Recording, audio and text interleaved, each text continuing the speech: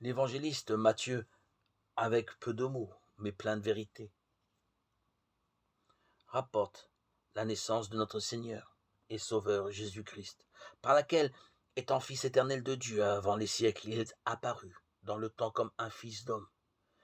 Il avait rappelé les générations de ses ancêtres, depuis Abraham jusqu'à Joseph, l'époux de Marie.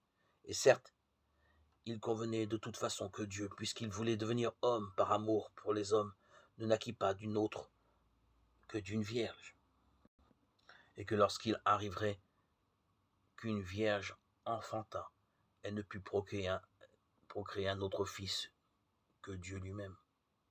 Voici, dit le prophète, que la Vierge concevra, et elle enfantera un fils. On lui donnera le nom d'Emmanuel, qui se traduit Dieu avec nous. Isaïe 7,14, Matthieu 1,23. Le nom du Sauveur, Dieu avec nous, donné par le prophète, signifie les deux natures de son unique personne. En effet, celui qui est Dieu, né du Père avant tous les siècles, c'est lui-même qui est Emmanuel à la fin des temps, c'est-à-dire Dieu avec nous. Il est devenu dans le sein de sa mère parce qu'il a daigné accepter la fragilité de notre nature dans l'unité de sa personne, quand le Verbe s'est fait chair et a habité parmi nous.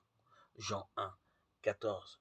C'est-à-dire qu'il a commencé d'une manière admirable à être ce que nous sommes, sans cesser d'être ce qu'il était, en assumant notre nature de façon à ne pas perdre ce qu'il était en lui-même.